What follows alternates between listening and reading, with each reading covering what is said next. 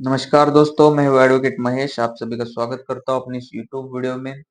दोस्तों, आज एक महत्वपूर्ण जानकारी जो सबके लिए कॉमन है, जो हमारे कस्टमर होते हैं, जो लोन ले लेते हैं, बट कुछ कारणवश वो लोन नहीं भर पाते हैं। किसी का जॉब लॉस हुआ होता है, किसी का बिजनेस लॉस हुआ होता है, किसी का मेडिकल इमरजेंसी हुआ होता है, इसके लिए आगे की ईएमआई नहीं पे कर पाता है।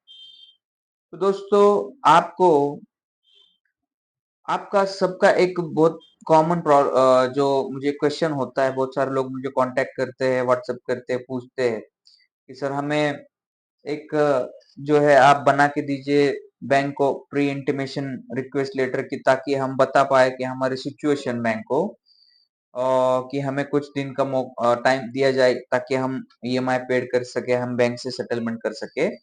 तो इसीलिए आज मैं एक प्रैक्टिकल वीडियो आपको बताने जा रहा हूँ कि बैंक को आप किस तरीके से लेटर लिख सके, किस तरीके से लेटर आप ड्राफ्ट करके बैंक को पहले ही बता सके कि हमारा जो है ये सिचुएशन है, हमारा इस रीजन की वजह से हम अभी बैंक का ईएमआई नहीं पेड कर सकते, हमें कुछ दिनों का टाइम आप मोरेटोरियम पीरियड हमें दिया जाए।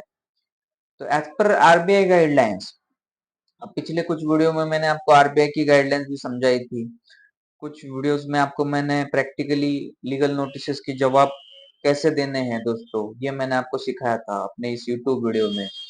दोस्तों, ये सारे वीडियो मैं बनाता हूँ कि जिनका सच में जेन्युइन प्रॉब्लम हो गया है, वो सच में अभी पेमेंट नहीं कर सकते, उन लोगों के लिए बनाता हूँ।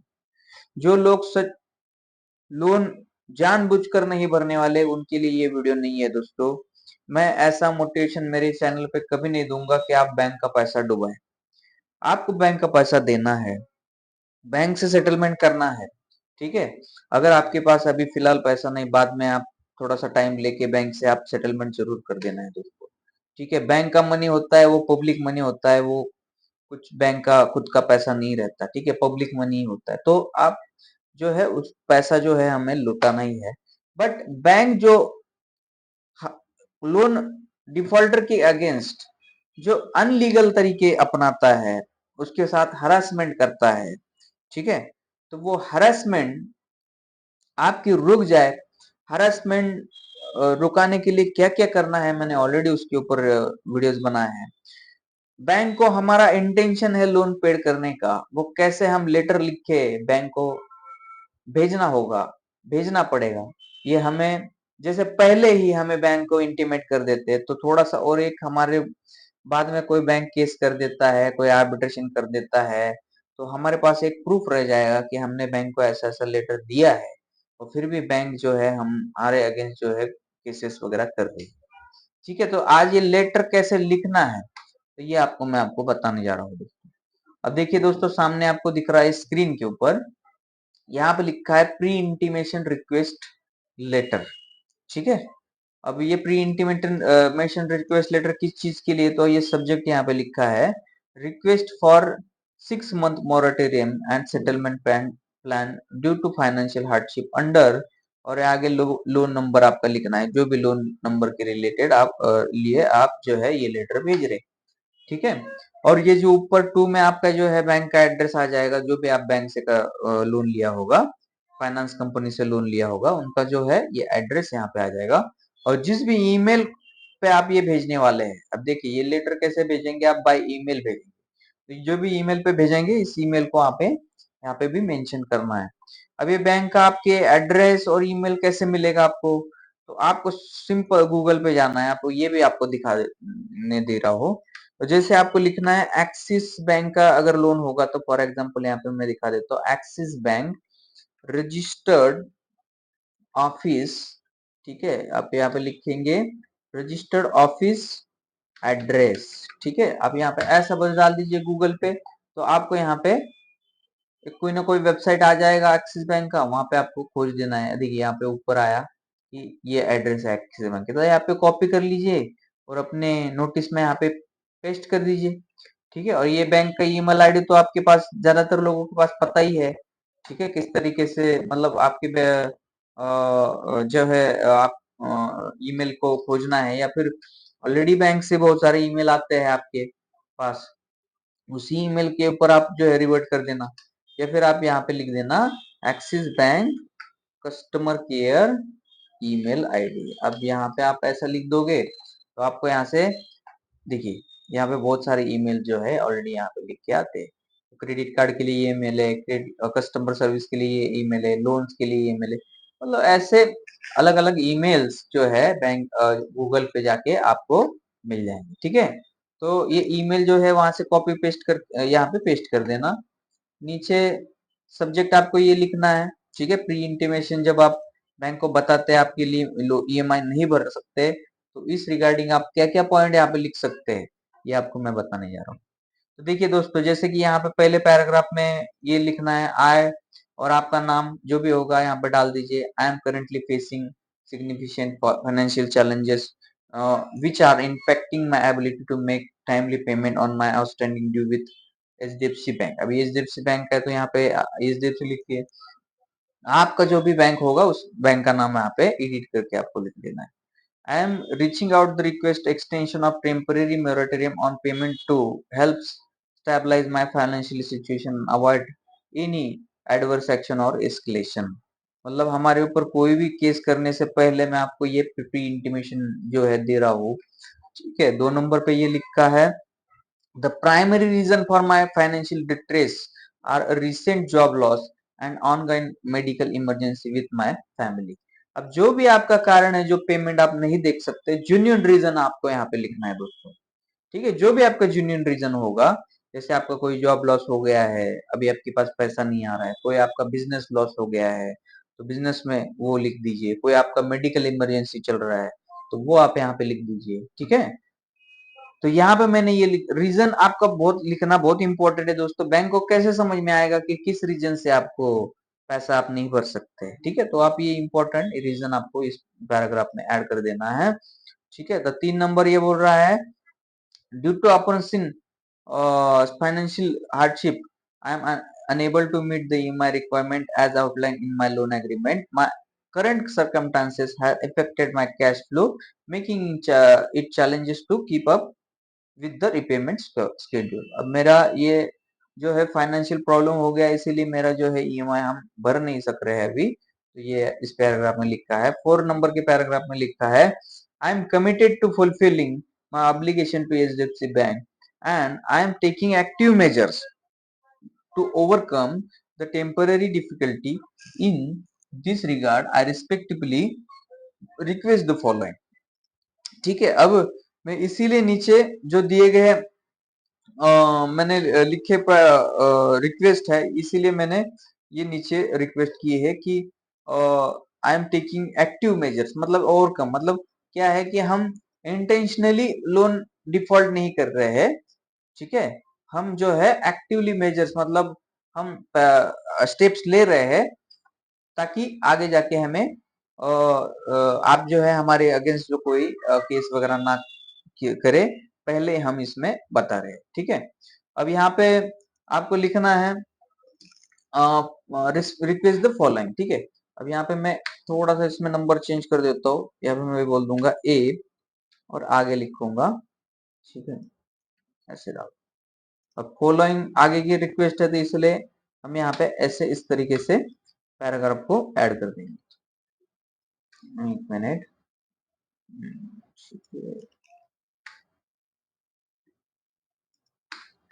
ठीक है दोस्तों, थोड़ा सा ड्राफ्टिंग के टाइम ऐसा आपको बना के लेना है। अभी ये तो मैं बस आपको फॉर्मेट दिखा रहा हूँ। ठीक है, अभी यहाँ पे मैंने करम दिया, अभी फॉलोइंग बोला इसीलिए यहाँ पे मैं आगे के पैराग्राफ सब पैराग्राफ कर दिए। ठीक है, तो आगे लिखेंगे I respectively request the following. अब रिक्वेस्ट क्या कर रहे हैं, I kindly request the HDFC bank to grant the moratorium period of 6 month on the EMI payment starting from the date of this request. ठीक है, आज से हम ये रिक्वेस्ट कर रहे हैं कि 6 मंथ का हमें जो है मोरेटोरियम पीरियड दिया जाए। अब आप जो भी आपको 3 महीना 2 महीना जो भी लिखना है आप यहाँ पे लिख सकते हैं। This temporarily would allow with allow me the necessary time to stabilize my financial situation and prepare the make settlement with bank. During the period, I will actively work arrange fund fulfill my obligation and avoid the penalties additional interest charges, I request HDFC Bank to cooperation structuring the payment terms after the moratorium period to make the repayment feasible given my financial capabilities. अब हमने क्या किया है कि हम इस moratorium 6 month का मांग रहे हैं, बट इस मोरेटोरियम पीरियड में हम क्या करेंगे, हमारी फाइनेंशियल स्टेबिलिटी वापस पाने के लिए हम कोशिश करेंगे और हम इसमें जो है to make the settlement with bank, मतलब सेटलमेंट करने की कोशिश करेंगे बैंक से, ऐसा इस पैराग्राफ में हमें लिखा है।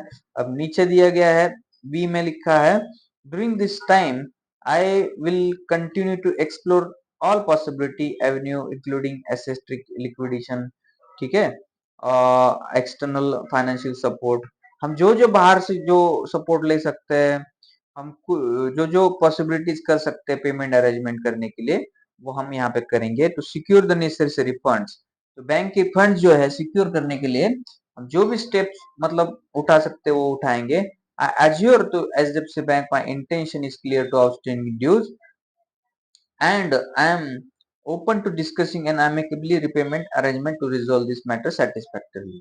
मतलब क्या बोलेंगे बैंक को कि हम इंटेंशनली पेमेंट जो है भरना चाहते हैं, बैंक का पेमेंट जो सिक्योर करना चाहते हैं, हमें कोई भी डिफॉल्ट करने का जो है हमारा इंटेंशन नहीं है और इसीलिए हम ये लेटर बैंक को लिख रहे हैं। आगे इस बोल दिया है given the circumstances, I request your understanding to support in granting the short-term relief to prevent my escalation. In escalation, I look forward to positive response and to working together to find a fair and manageable solution.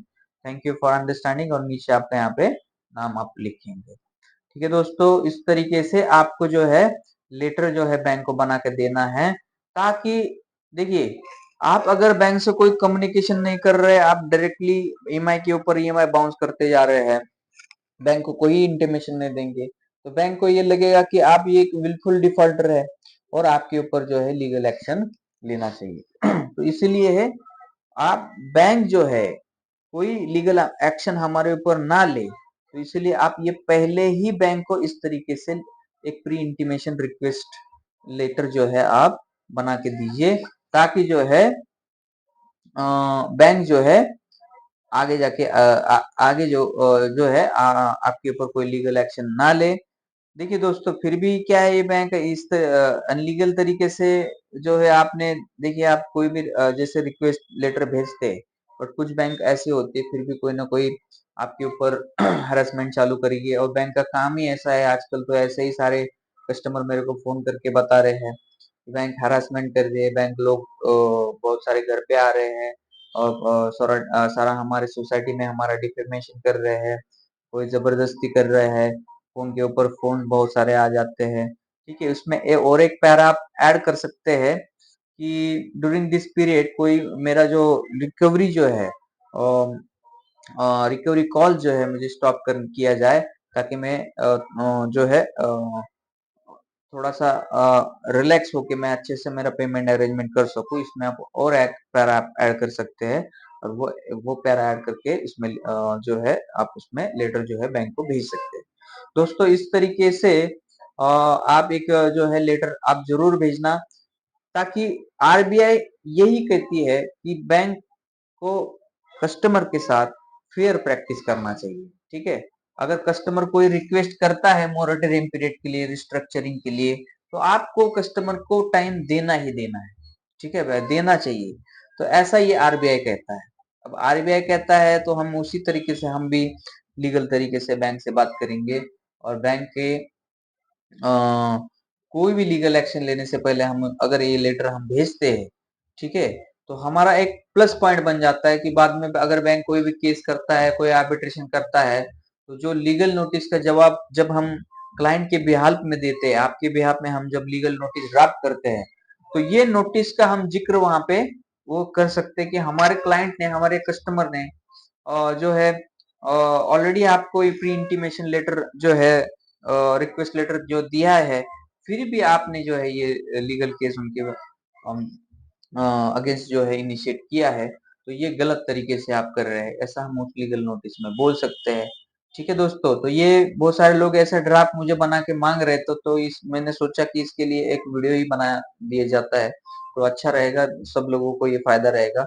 और सब लोग इस जो है video को आप देख के अपना अपना लेटर और ड्राफ्ट करना है दोस्तों, और ड्राफ्ट करके जो है आप ईमेल जो है बैंक को करना है, ठीक है, ईमेल करके देना है। आप नहीं पोस्ट नहीं भी करेंगे तो भी चलेगा, बाय स्पीड पोस्ट नहीं करेंगे तो चलेगा, आप इसको ईमेल पे भेज देना बस, ठीक है। अगर आप यहाँ पे एड्रेस डालेंगे तो अच्छा है, एड्रेस नहीं भी डाले तो भी ठीक है, चलो।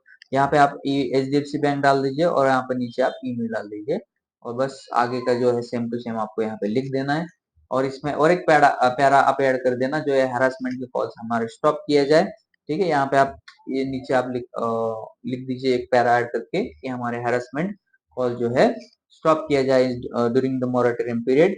और जो है हमें टाइम जो रिस्पेक्टिवली आप ये जो लेटर जो आप बैंक को भेजेंगे, तो बैंक को इसके ऊपर विचार करना पड़ेगा, ठीक है। और विचार करने के बाद बैंक आपको फिर से एक रिप्लाई इस नोटिस के ऊपर जो लेटर के ऊपर देंगे कि हम आपको टाइम दे रहे हैं या नहीं दे रहे हैं, ये सारा आपको रिप्लाई में जो है आपकी ईमेल करेगी।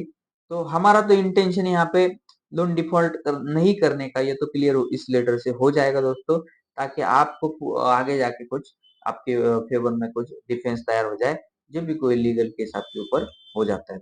ठीक है दोस्तों, आशा करता हूँ ये वीडियो आपको सारा सब लोगों को समझ में आया होगा, और किस तरीके से बैंक को प्री इंटीमेशन लेटर आपको भेजना है ये समझ में आया होगा। जरूर दोस्तों, आप जिन जिन लोगों के जो है लोन डिफॉल्ट होने से पहले या फिर लोन डिफॉल्ट हो रहा है, एक ईएमआई दो ईएमआई डिफॉल्ट होने जा रहा है, तो आप जरूर ये लेटर बैंक को आप भेज देना, ताकि आपका इंटेंशन जो है बैंक को समझ में आए, ठीक है। और जिन जिन लोगों के पास आर्बिट्रेशन के नोटिस आ रहे हैं, payment and settlement act section 25 के नोटिस आ रहे हैं, कोई कोर्ट से समन आ रहे हैं एनआईए एक्ट 138 में, payment and settlement act section 25 में, तो वो आप जरूर, अगर आपको मुझे मेरी लीगल गाइडेंस लगेगी तो मैं जरूर आपको उसमें फ्री में जितना हो सके आपको गाइडेंस आपको फ्री में ही दूंगा। बस आपको कोई लीगल नोटिस का रिप्लाई करना होगा, तो मेरा चार्ज एकदम मिनिमम चार्जेस है दोस्तों, एकदम मिनिमम चार्जेस में आपका काम लीगल नोटिस का मैं करके दूंगा।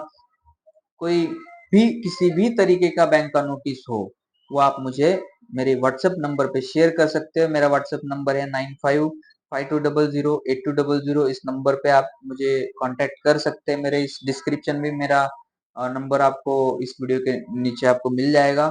और दोस्तों, आप मुझसे संपर्क कर सकते हैं, और आपको जितना भी गाइडेंस, देखिए वो जितना भी आपको व्हाट्सएप पे गाइडेंस लगेगा, कमेंट में लगेगा, उसका कोई भी चार्ज मैंने रखा नहीं है दोस्तों, ठीक है।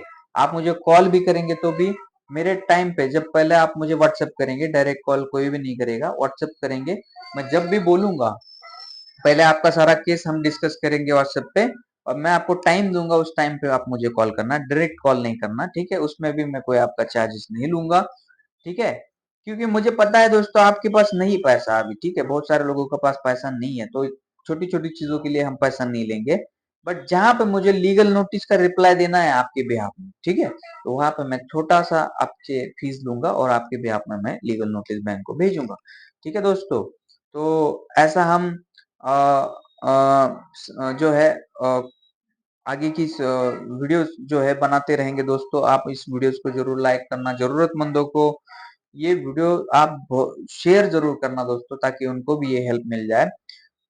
तो दोस्तों, चलो आज की वीडियो में इतना ही, मिलते हैं आगे की वीडियो में, तब तक आप सभी को मेरा नमस्कार, धन्यवाद वीडियो पूरा देखने के लिए।